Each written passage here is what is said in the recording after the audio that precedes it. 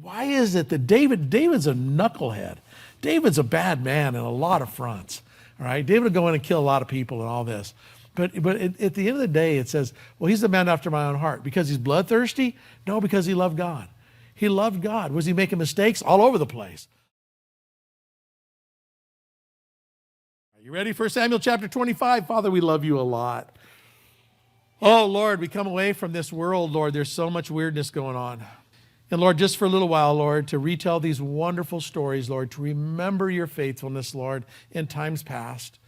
But Lord, as we see how you dealt with your people, Lord, you still love, you still reach out, you still are patient, Lord, and you're with us tonight. So open our Bibles and we open our hearts to you, Lord. We love you. We really do. We love you, Lord. So we look to you in Jesus' name. And everyone said, amen, amen and amen. All right. Okay, so here's the deal on this where we're at. At the very first line of this section right here, and it's a new section, we've got to kill off one of the heroes of the story. Now Samuel died, and all Israel assembled and mourned for him, and they buried him in his house in Ramah. In his house, his own mausoleum, not his house. As a living, it's a mausoleum. That it's a private mausoleum. There's still one there today. There's a couple sites where supposedly this is where he's buried. One of them is probably not the site. It's not in the right location, and it's too late. There's another one they've excavated. But here's the thing with Samuel. He is the hero of the story. He's the religious leader. He's the guy that actually really does. He really is in tune with God. He really is walking with God. He's a brutal guy. He's not one to mess with. If you know Samuel, he's a guy that will jump in there and cut somebody's head off if he needs to. All right, it's that era, it's that time. But he's a man that really is for the entire nation of Israel. He's the guy that's in tune with God. He's the one that the kings go to when they want to know what God's will is and where God's heart is at. And I wish we had that today. We had it for years and years and years with Billy Graham, and he was the pastor to the presidents until Obama, and then that stopped, because of his age and whatever. But here you have Samuel died. Right, and so the story is, if you haven't been here, the story is you've got Saul as the king. Saul started off well, but he's getting weirder as he goes along. He's getting more paranoid, and he's really he's got so far away from the things of God now that God has really rejected him. And you have David, this young shepherd boy that's going to start off well. He's going to do well. He's going to love God all of his life, and he's going to make some big mistakes. And we'll see that. We'll track with him. David has been on the run from Saul because Saul's trying to kill him, because Saul knows that David is his replacement. It's been really clear. God has told him that. Samuel told him that. He knew that. And so Samuel has died. Now, so David's on the run, and yet he's got a pretty good-sized military army with him. He's got a group of guys that's as he's running from Saul. And David rose and went down to the wilderness of Paran. And there was a man in Maon whose business was in Carmel. Now the man was very rich, and he had 3,000 sheep and thousands of goats, and he was shearing the sheep in Carmel. So the story is, you have this guy that's there. Here David's on the run with his guys. Here's a guy. This guy is wealthy. This guy's got mega bucks. He's got this big herd of sheep and goats that he's there and he's shearing, and he's got way more than that. But that's a big. He's very, very well-to-do person. He has this wife, and he's an idiot. His name is Nabal. Do you have a study Bible? Nabal, his name means idiot. His name means a fool. How would that be? His mom and dad named his kid Fool. All right, that's interesting. It's kind of like that boy named Sue, right? You know that? Boy named Sue. So they named him Fool, and here you have Abigail, his wife. Abigail, she's going to have a lot of virtue, a good woman. Her name means the joy of her father, So you have this good wife and this foolish man with all this all this money and all this cattle and stuff. Now the woman was discerning and beautiful, but the man was harsh and he's badly behaved. He was a Calebite, of the tribe of Caleb, which sucks because Caleb's a good guy. So one of his descendants is an idiot. All right. David heard in the wilderness that Nabal was shearing his sheep, so David sent 10 men, and David said to the young men, he said, go up to Carmel and go to Nabal and greet him in my name, and thus you shall greet him. Okay, go there, find Nabal. He's a wealthy guy there. He'll be easy to find. When you say him, say, King David says, peace be with you, and be with your house, and peace be to all that you have. Blessing on him. Bless him. I hear that you have shearers. Now your shepherds have been with us, and we did them no harm. And they miss nothing all the time that we're in Carmel. Right? So my men's been out with your guys out there, and we've been kind of taking care of them. Okay, we've been out there with them. He said, ask the young men that they will tell you, therefore, let my young men find favor in your eyes, for we come on a feast day. Okay, it's kind of like saying, hey, we come on Christmas time. This is a time of period where there's to be goodwill for one another.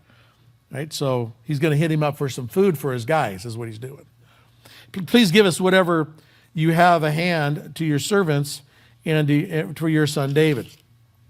When David's young men came and said all this to Nabal in the name of David, and they waited, Nabal answered him. So they're asking him, look, David's asking you, peace be to you, God bless you.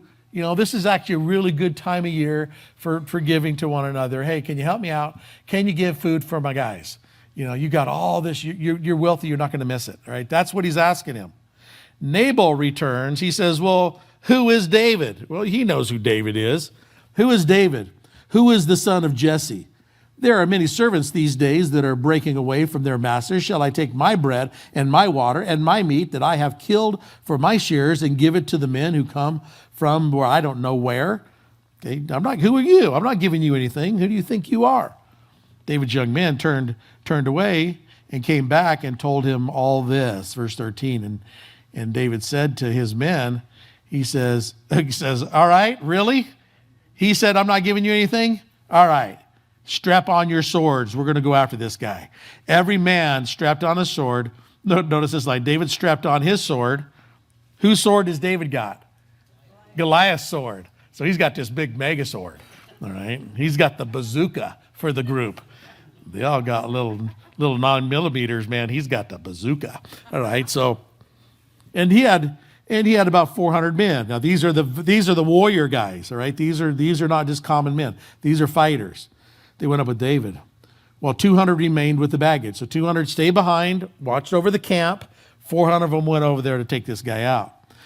But the young men went and told Abigail, this foolish guy's wife, behold, David sent messengers out to the wilderness to greet her master, and he railed at them. Yet the men were very good to us, and we suffered no harm. And so they're telling the story to Abigail, to Nabal's wife. And we did not miss anything that we were in the field as long as we were with them. And they were all a wall to us both night and day. They were protecting us, walling us around to protect us. And all the while we were with them keeping the sheep. Now therefore know this and consider that what you should do, for harm is determined against our master and against all the house. He is such a worthless man. Listen to the guys that work for him. He is such a worthless man and we cannot speak to him. He's such a loser, and we can't even talk to him about this. Abigail made haste. She took 200 loaves and 2 skins of wine and 5 sheep already prepared and 5 silos of parchment of grain and 100 clusters of raisin and 200 of cake. And she get this big old catering service going on.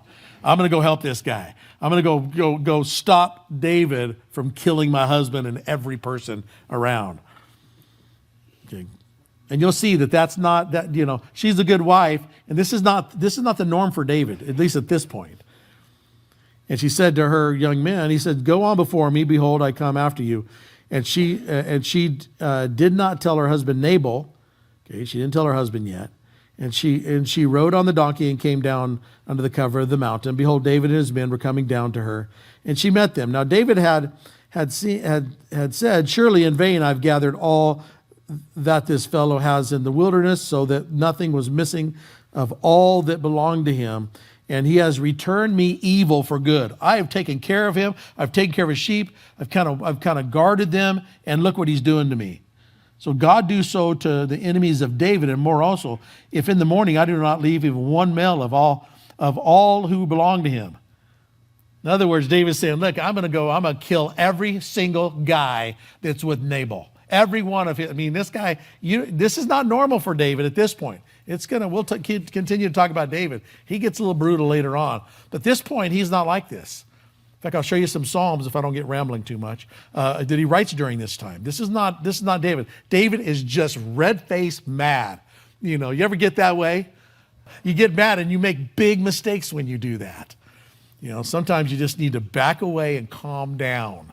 Man, I've learned that the hard way. Just calm down. Just back away. Best thing you can do is pray. The difference between making a big mistake and taking purpose in what needs to happen is one thing, is just stopping and praying. God, what would you have me to do? Do you want me to beat his face in? I'll do it. Or do you want me to just pray and pray a blessing on him? I'll pray a blessing. Lord bust his teeth out. All right, so then Abigail saw David, and she hurried and she got down from her donkey. She fell before David on her face and bowed the ground, showing reverence. And she fell at his feet and she said, listen to this gal. She's awesome. She says, on me alone, my Lord, be the guilt. Please let your servant speak in your ear and hear the words of your servant. Let not my Lord regard this worthless fellow, my husband Nabal, for as his name is, so he is. Man, even his wife don't like him. This dude's messed up. Nabal is his name, and folly is with him. But I, your servant, did not see that the young men of the Lord whom you sent. Now then, my Lord, as the Lord lives, and as your soul is, because the Lord has restrained you from blood guilt and saving with your own hand. Now then, let your enemies and those who seek to do evil to my Lord be as Nabal. But now let this present that your servants has brought to the Lord give to the young man and follow my Lord. Please forgive the trespasses of my servant, for the Lord will certainly make my Lord a sure house. Okay, God's going to bless you because my Lord is fighting. This is important right here. She says, look, the Lord's going to bless you, and because the Lord is fighting the battles of the Lord, the evil shall not be found in you as long as you live. All right? God is David, and he's the guy, the model for this. All right? At least at this point in his life. God is the one that's going to protect you. God is the one that's fighting your battles. Do you want that blood on your hands? You're going to go kill this guy and kill all the men with him. Do you want that blood on your hands? No, God is the one fighting the battles. If men raise up to pursue you and to seek your life, the life of the Lord, the life of my Lord shall be bound in the bundle of the living in the care of the Lord your God. God has got your back. God is watching for you. If they're coming after you, God will protect you. Right? She's got a lot of wisdom here. The lives of your enemy, he shall sling out as from the hollow of a sling. And when the Lord has done to my Lord according to all the good that has been concerning you, and has appointed you prince over Israel, my Lord shall have no cause of grief or pain of conscience for having shed blood without a cause, or for my Lord's working salvation himself. You see what she's saying there? It's kind of a little clumsy as I'm reading it here. She's really, you can hear the respect, She's really showing respect to him. She says, look, when you become a king, when you are in charge of everything, you won't have this conscience on your hand. You went and killed those guys, right? Let God be God. It's like she's like, giving him a little coaching here. All right, David should have been the one saying this, and he says this. This is where his heart's at. But this guy got him really mad. And it says, now David said to Abigail, he said, "Blessed be the Lord, the God of Israel, who has sent you this day to meet me. Blessed be your discretion, and blessed be you, who have kept me this day from blood guilt and from working salvation with my own hand." That's important right there. Thank you. Thank you for stopping me in this. The salvation. I'm going to save myself. No, God's got this. God's got this. Surely as the Lord, the God of Israel lives, who has restrained me from hunting you unless you had hurried and come to meet me. Truly, by morning there had not been one left to Nabal so much as one male. If you didn't stop me right now, I was going to kill every one of them.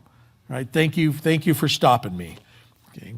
They received from her hand what she had brought. And really he wasn't asking for that much. And she's not giving him that much, just to feed the guys. Okay. So I've obeyed your voice and I've gained your petition. Verse 36, Abigail came to Nabal, and behold, he was holding a great feast in his house. It was like the feast of a king. He had a big party, big drunken party. He had a kegger party going on. And Nabal's heart was merry within him, and he was very drunk. So she said, all right, just wait till the hangover, and then I'll hit him with it. So he told him nothing at all until the morning. In the morning, when the wine had got out of Nabal, he had a ripping headache and a big stinking hangover, his wife told him, I just made that up. His wife told him these things, and his heart, listen to what happens. She tells him, hey, this is what David was going to do, and this is what I did. It says his heart dried within him. Okay, died within him. And he became as stone. And about 10 days later, the Lord struck Nabal and he died. So he had like a stroke or something, totally stroked out right there. And then he lasted for about 10 days and then died. Right? So that'll get him. That'll teach you to be a fool. Now David heard that Nabal was dead. And he said, blessed be the Lord who has avenged the insults and received at the hand of Nabal and has kept back his servants from wrongdoing.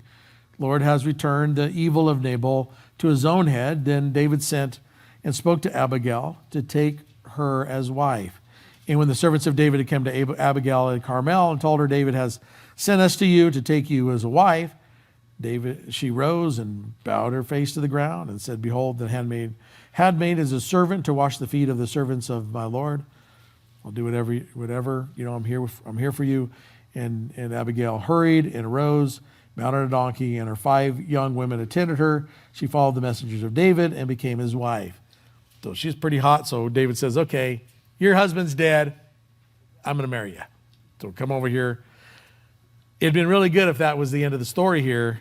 But notice he also took Ahinoam of Jezreel, and both of them became his wives. All right. So you're starting to get a problem right here.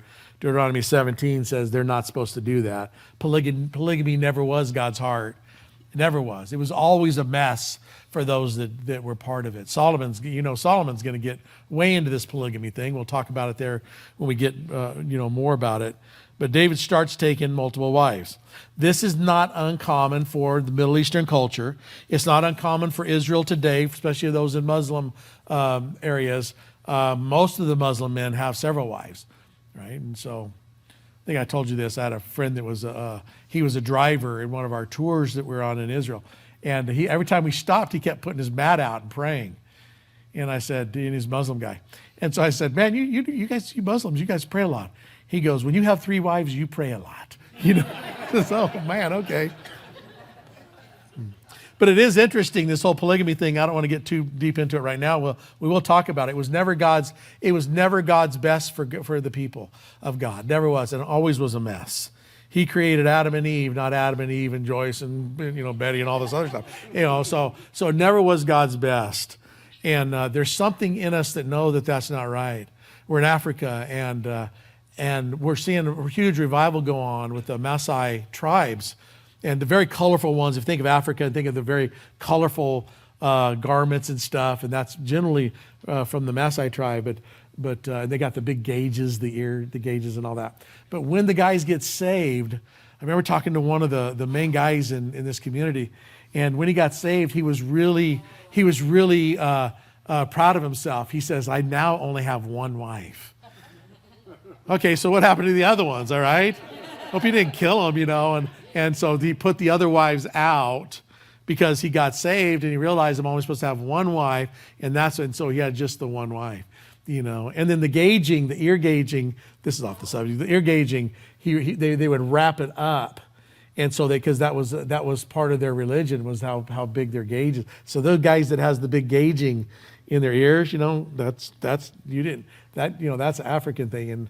And when they get saved, they wrap that up. It looks kind of weird when you see that. But if they got it wrapped up there, generally, if you get to talk to them, it's because they become a Christian. And it's kind of cool to just hear their hearts.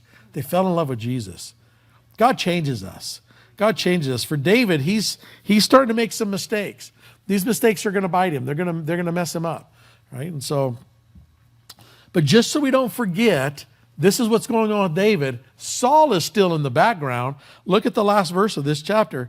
Saul had given of Michal, his daughter, David's wife, to Paltai, the son of Laish, okay, who was a Gollum. And so so David's wife, so Saul says, hey, all right, I know you're married to David, but I'm going to give you to another man just to come against David.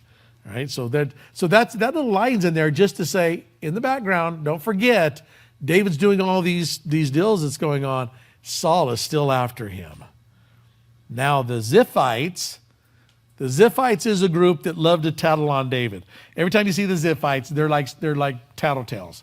They're going to Saul, telling Saul again at Gibeah, saying, now David's hiding in the hill over there, and which is on the east of Jesham.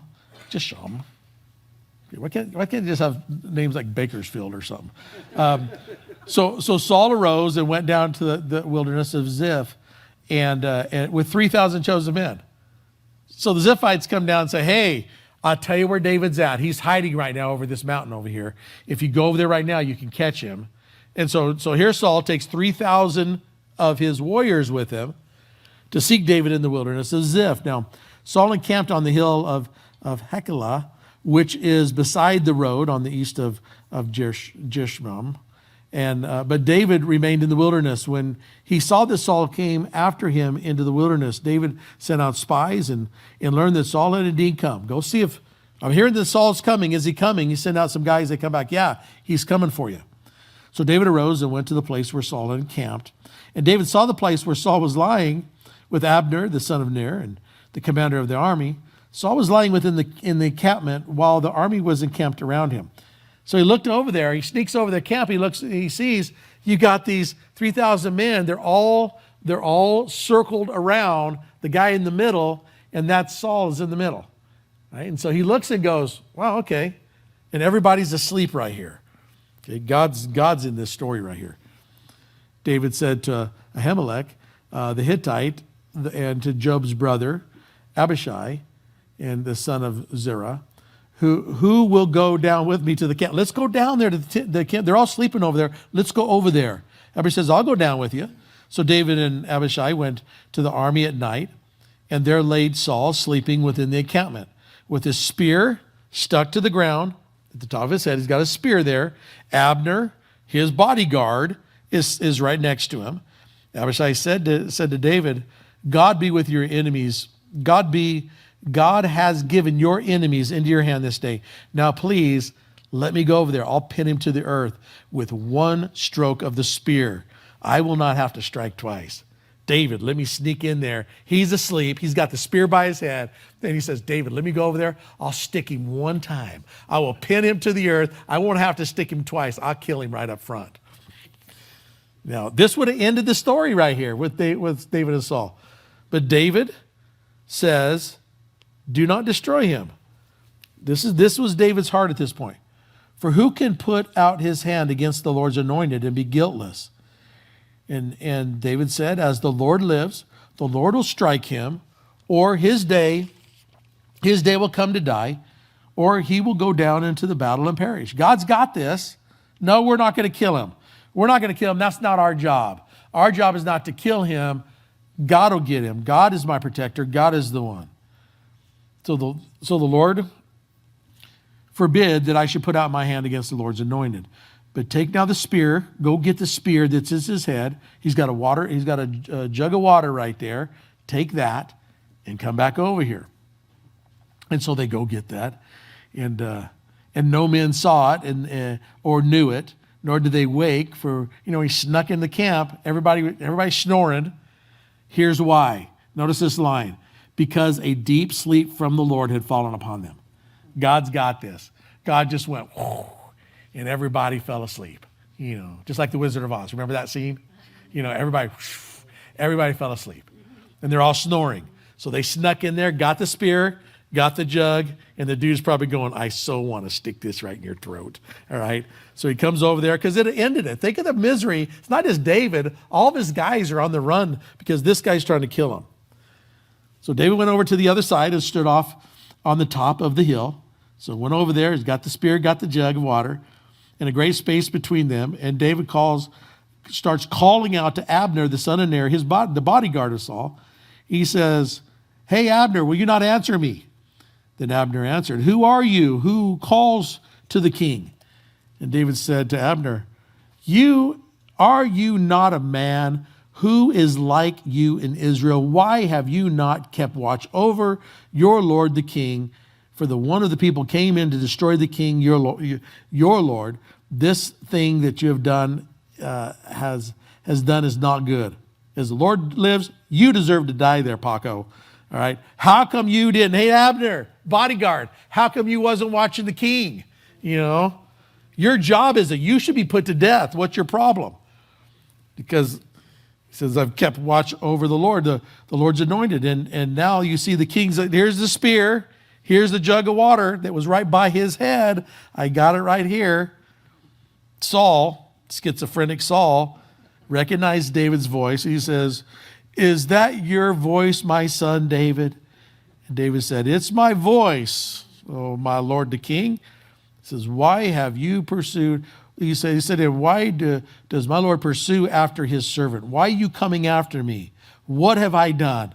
What is the evil in my hand? Now, therefore, let my Lord the king hear the words of the servants. And if it is the Lord who has stirred up against me, may he accept an offering. But if it is a man who they may curse before the Lord. Look, if it's me, then I'll own this. He says, for they have driven me out this day, that I should have no share in the heritage of the Lord, saying, go serve other gods. Now, therefore, let not my blood fall on the earth away from the presence of the Lord, for the king of Israel has come out to seek a single flea, like one who hunts a partridge in the mountains. What are you doing? I'm not somebody that's worshiping other gods. I'm not coming against you. I'm not doing that. Why are you doing this? I'm like a flea. I'm like an easy prey. Why are you coming after me? Leave me alone. Saul's a total schizophrenic. He says, I have sinned. He says, return my son, for I have no more to do to harm you, because my life was precious in your eyes this day. You saved my life. You didn't kill me. He says, I've acted foolishly and have made a great mistake. David answered and says, well, here's the spear, O king. Let one of your young men come over here and take it. Come get your spear. And the Lord returned every man. The Lord rewards every man for his righteousness and his faithfulness, for the Lord gave you into my hand, and I would not have put out my hand against the Lord's anointed. Behold, as your life was precious this day in my sight. Notice how he's phrasing this. So may my life be precious in the sight of the Lord, that he may deliver me out of all tribulation. He's not asking for protection from him. He says, look, Lord, I'm asking the Lord to protect me. It's God that protects me, not you. God is protecting me.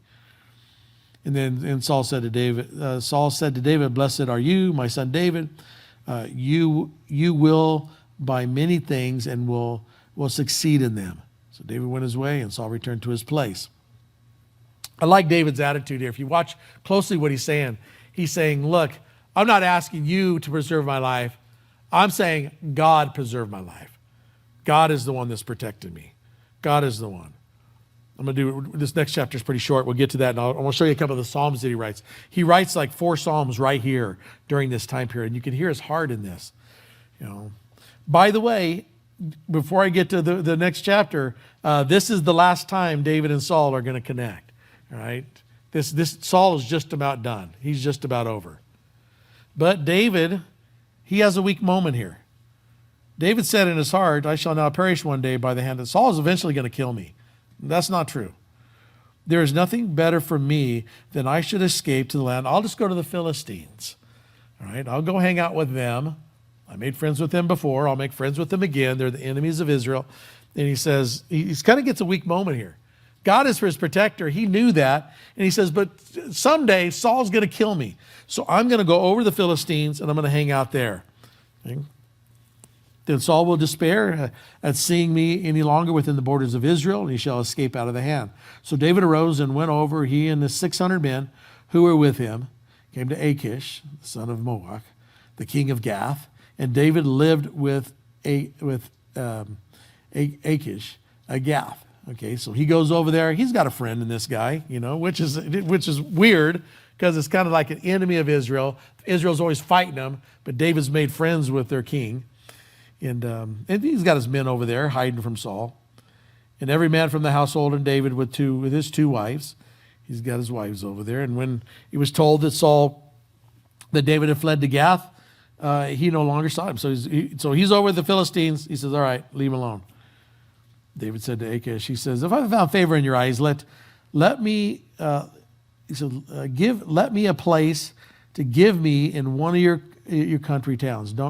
I don't need to be here in the city with you, that I may dwell there, for why does your servant dwell in the royal city with you? Don't let me stay in the city. Give me something out in the country. He needs that because he needs not to have eyes on him.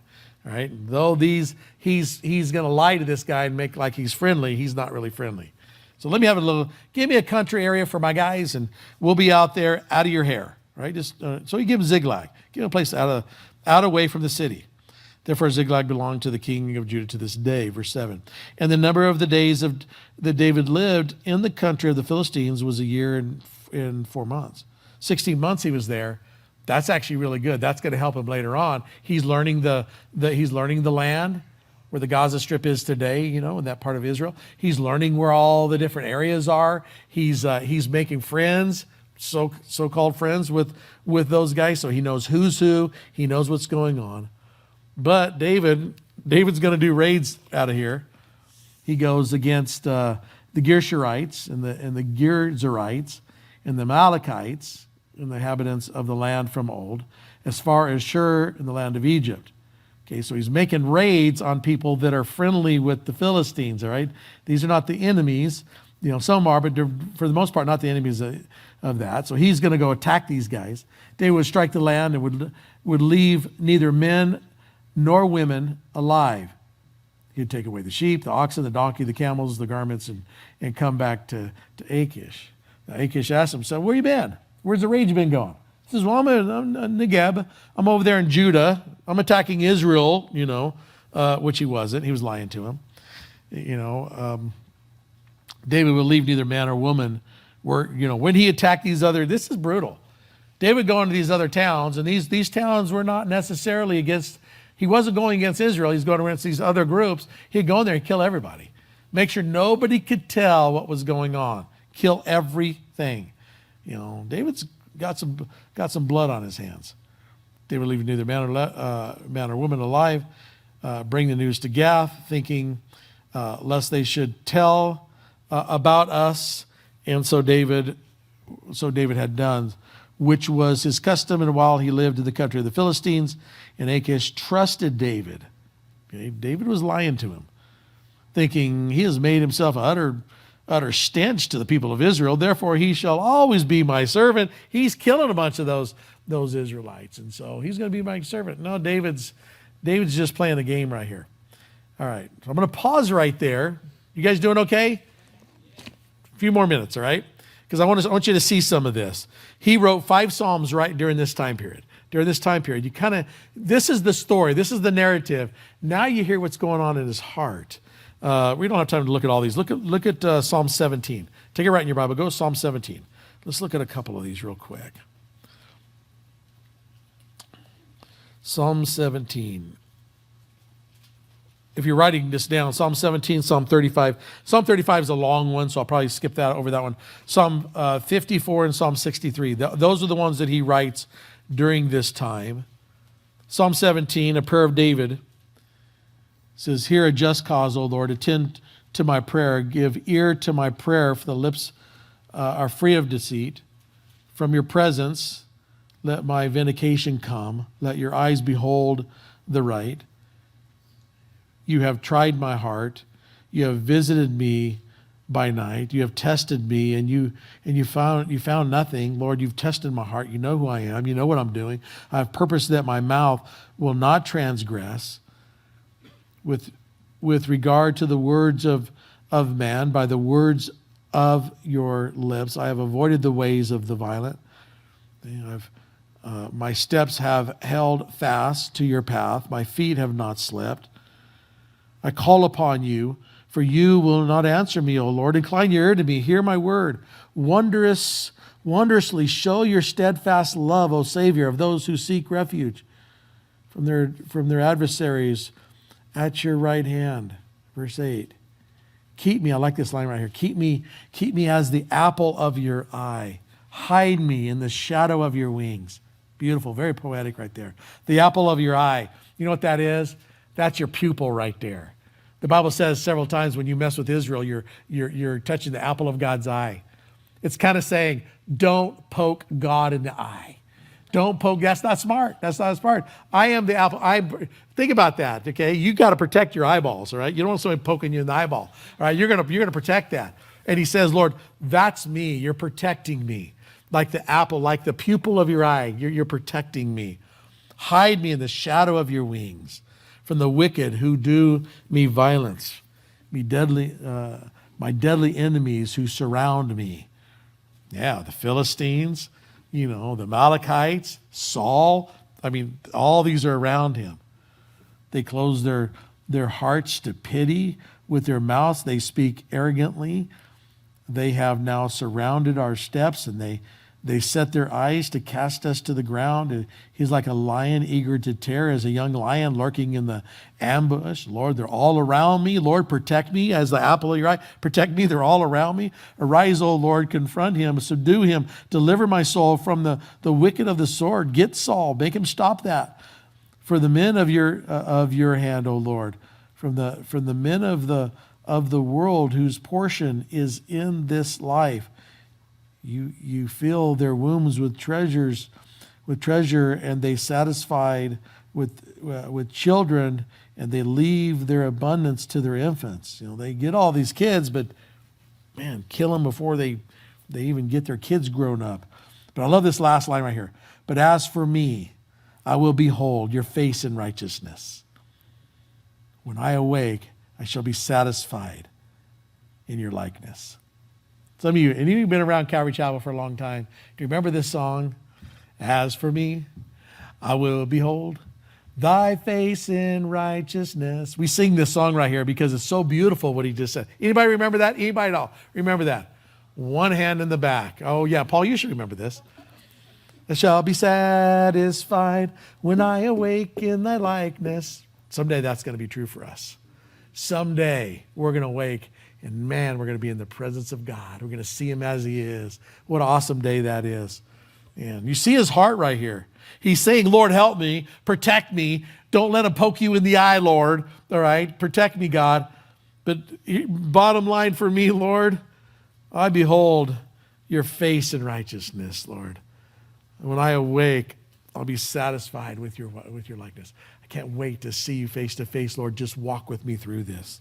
All right, go to Psalm, take it right in your Bible, go to Psalm 54.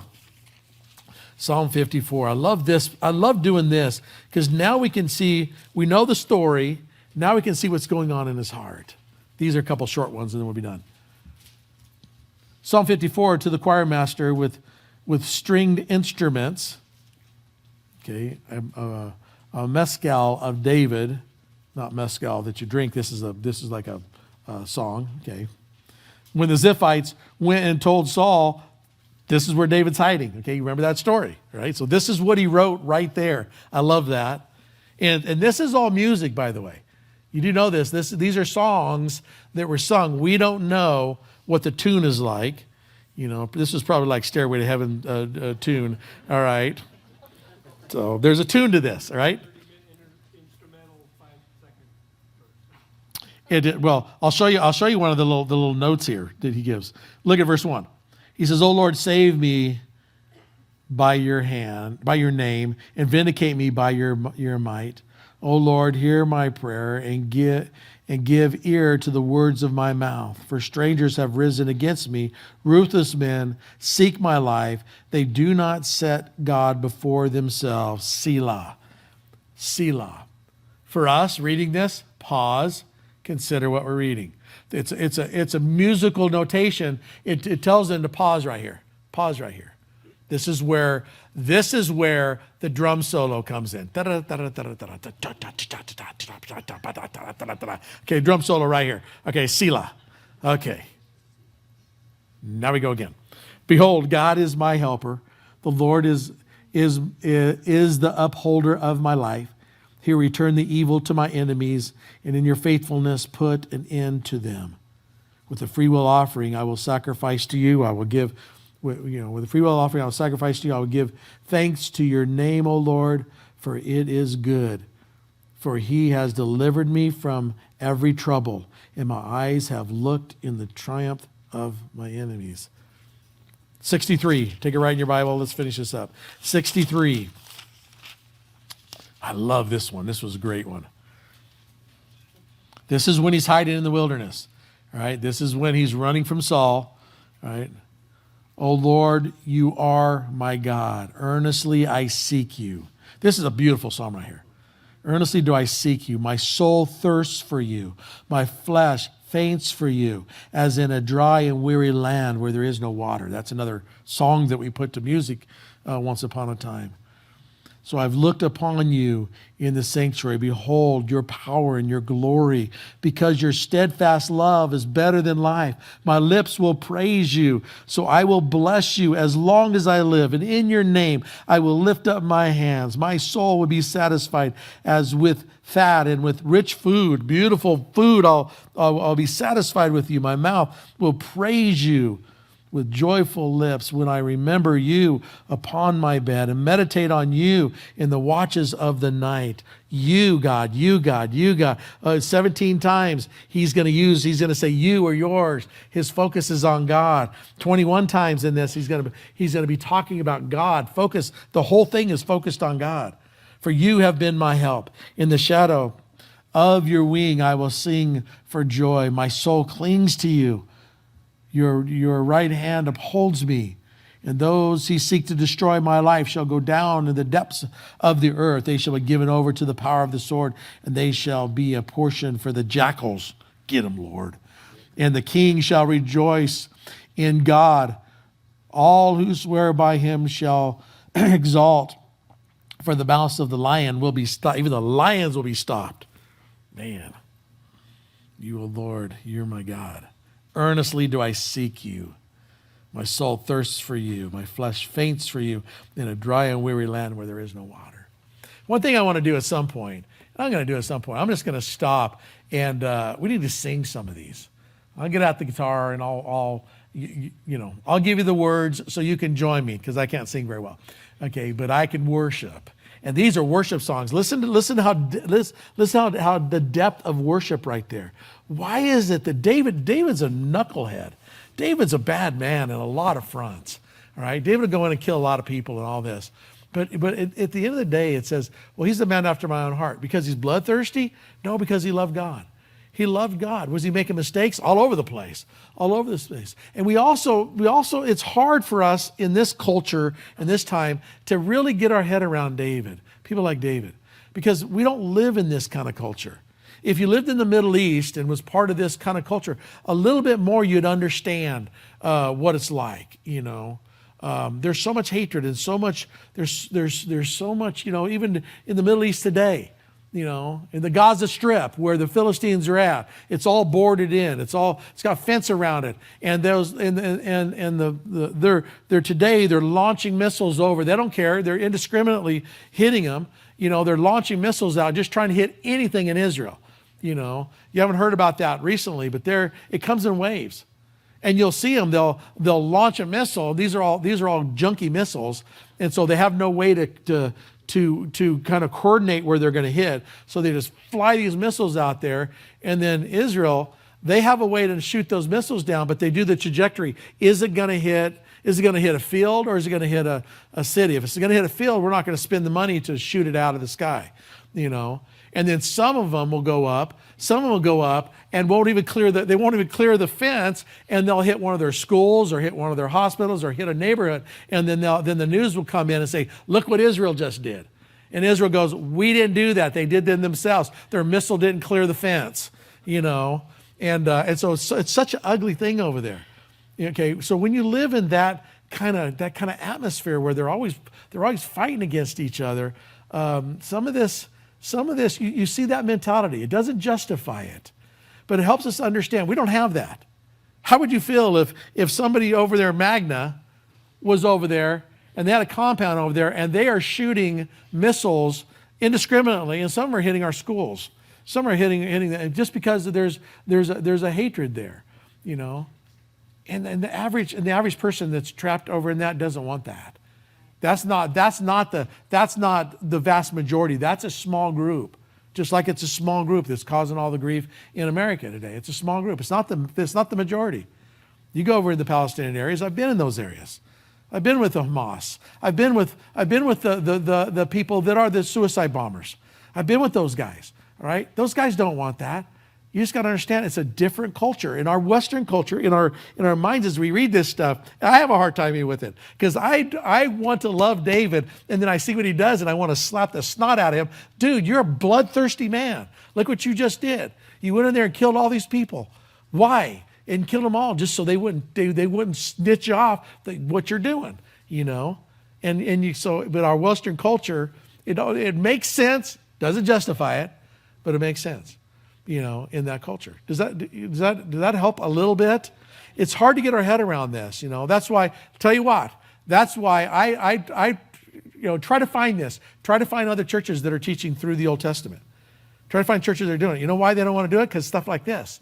It says, well, look how bloodthirsty David was. Look what he was doing. And yet it says he was a man after God's own heart. You know why? Because when I read this, my heart immediately jumps up for joy because I want to worship God. And you hear David saying, Lord, I have given my heart to you. Lord, you have searched me. I'm trying to do the right thing. It's a cultural thing. And so if you understand that, it helps us understand a little bit more as we continue to go through this. Right? And we're going to continue. You know when we're going to stop? When Jesus comes back. We hit the book of Malachi, and I'll be about 84 years old then. With the book of Malachi, guess what we're going to do? We're going to start in Genesis again on these Wednesday nights. That's what we do. We go through the Word. Okay, we're going to learn this together. All right. Rambling through the Word of God. Okay. Yeah, it's good stuff, though. We'll come back to there. And check this out. Next week, I saved this for next week because I want to spend some time on this.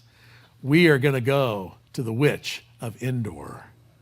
And we're going to deal with the Ewoks. Check it out. It's the next chapter. What's that about? I actually want to talk to you about ghosts, too. What about ghosts? Are ghosts real? What does the Bible say about ghosts? Are they your relatives? Is that your grandma coming back? Okay. Stay tuned. I'm looking forward to talking to you about that. That's actually a fun subject. And that's what's coming up next. So, all right. I'm going to pray you're going to get out. All right, that's how it works. All right. So, Father, we love you and praise, Lord. Thank you for this family, Lord. Thank you for the things that we're learning, Lord. I probably goof off way more than I should, Lord. But Lord, your word is powerful.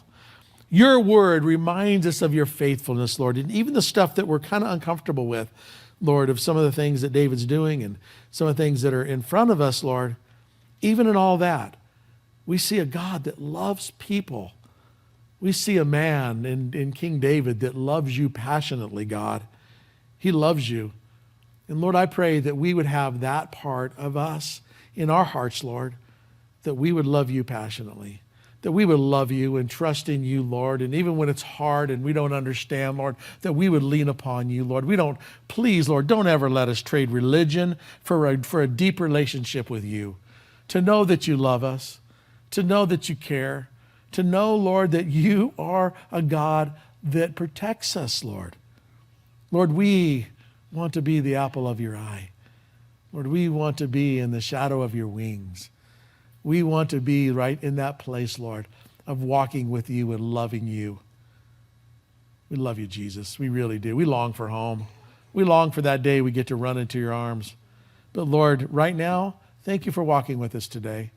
Thank you for hearing us. Thank you for loving us. Thank you for continuing to be patient with us. And thank you for your word. Lord, as we wrestle with some of the hard stuff, we'll always see your goodness. We'll always see your mercy. We'll always see your forgiveness. We love you, Jesus. We love you a lot. We love you a lot. In Jesus' name. And everyone said, amen. All right.